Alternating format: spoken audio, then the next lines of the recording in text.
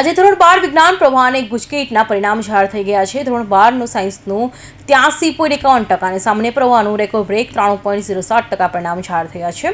સાયન્સનું ગત વર્ષ કરતાં 1.0% વધ્યું, જ્યારે સામાન્ય પ્રવાહનું ગત વર્ષ કરતાં 1.14% પરિણામ વધુ જાહેર થયું છે। સુરતનું પરિણામ સામાન્ય પ્રવાહનું 93.07% અને વિજ્ઞાન પ્રવાહનું 86.50% પરિણામ આવ્યું છે। તેમાં આશાદીપ શાળાનું પરિણામ રેકોર્ડ બ્રેક આવતા વિદ્યાર્થીઓમાં ખુશી જોવા મળી છે।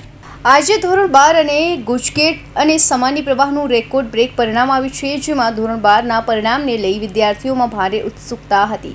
ત્યારે રેકોર્ડ બ્રેક પરિણામ આવતા વરાછાની આશાદીપ સ્કૂલમાં ઉજવણી કરાઈ છે। આશાદીપ સ્કૂલમાં કોમર્સમાં A1ના 300 જેટલા વિદ્યાર્થીઓ બાજી મારી અને કેટલાક વિદ્યાર્થીઓ ધાર્યા કરતાં ઓછા માર્ક્સ આવતા રડી પડ્યા હતા અને કેટલાક વિદ્યાર્થીઓમાં ધાર્યા કરતાં સારું પરિણામ આવતા રડી પડ્યા હતા।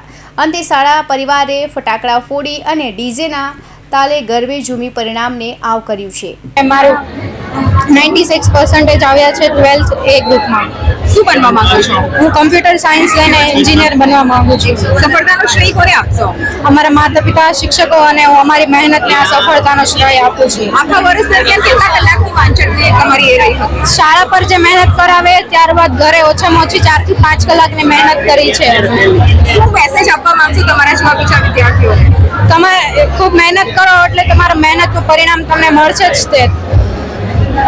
ગૌરવ ઋતુ ચેતન કુમાર। શું પરિણામ આવ્યું છે? પરિણામ ખૂબ જ સરસ આવ્યું છે। 96.2% આવ્યા છે।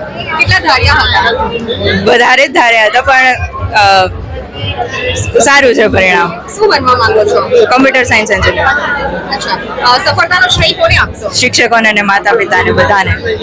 આખા વર્ષ દરમિયાન કેવી રીતે વાંચન પ્રક્રિયા રહી? કેટલા કલાકનું વાંચન રહ્યું? વાંચન અમારે સવારે 7 વાગ્યાથી સાંજે 3 વાગ્યા સુધી અમારે ફૂલ ડે સ્કૂલ હતી, એમાં જ બધું પ્રિપેરેશન થતું। બધી મોક ટેસ્ટ, વીકલી ટેસ્ટ, બધું જ બોર્ડ, ગુજકેટ બધું જ થતું, અને પછી સ્કૂલ પછી 5 થી 6 કલાકનું વાંચન। મારું નામ વિધિ મનસુખભાઈ છે। મારે 97.14 આવ્યા, 700 માંથી 680 આવ્યા। CA કરવા માંગુ છું। કઈ રીતે મહેનત રહી આખું વર્ષ? આખું વર્ષ હું આશાદીપ ગ્રુપ ઓફ સ્કૂલ્સમાં હતી, એટલે એ લોકો જે આપતા પેપર ઈ જ કરતી, અને પછી પેરેન્ટ્સનો પણ સપોર્ટ હોય ત્યારે તો એટલું પરિણામ આવે। સફળતાનો શ્રેય કોને આપશો? હું તો અમારી સ્કૂલને, મારા મમ્મી પપ્પાને અને મને। આજે રડો છો કેમ? Emotional just. Mufaliya Manish Vijaybhai, Ashadeep group of school દ્વારા સંચાલિત આશાદીપ વિદ્યાલય 2માં 12 કોમર્સ કર્યું મેં, અને જે ધાર્યા હતા એ આવી ગયા। મારે 97% આવ્યા છે। એટલા ધાર્યા હતા એ આવી ગયા। શું બનવા માંગો છો? CA કરવાનું। સફળતાનો શ્રેય કોને આપશો? શિક્ષકોને, પેરેન્ટ્સને, મેનેજમેન્ટનો ખૂબ જ શ્રેય છે, બધું એણે જ કર્યું। આખું વર્ષ કયા પ્રકારની મહેનત રહી? કેટલા કલાક વાંચન રહ્યું? સવારે 7 થી સાંજે 7 સુધી અમે સ્કૂલે જ બેહાડીને અમને સરે વાંચાયું છે। કયા પ્રકારનું પરિણામ રહ્યું આ વખતે?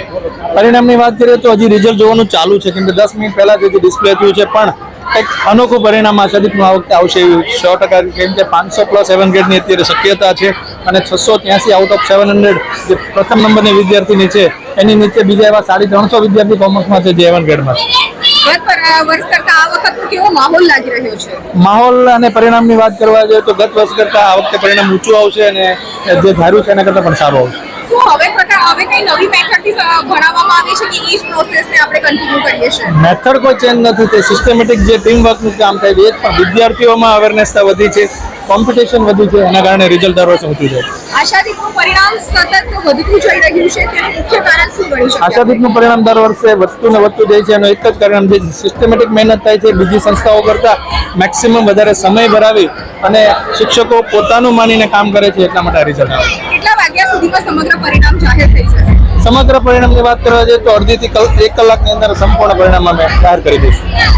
વિદ્યાર્થીઓની માર્કશીટ, પ્રમાણપત્ર અને SR શાળામાં મોકલવા અંગેની જાણ પછીથી કરવામાં આવશે। પરીક્ષા બાદ ગુણ ચકાસણી, દફતર ચકાસણી, નામ સુધારા, ગુણ તૂટ અસ્વીકાર અને પરીક્ષામાં પુનઃ ઉપસ્થિત થવા માટેની જરૂરી સૂચનાઓ સાથેનો પરિપત્ર હવે પછીથી પ્રસિદ્ધ કરાશે, તથા માર્કશીટ અને પ્રમાણપત્ર સાથે શાળાઓને મોકલી આપવામાં આવશે।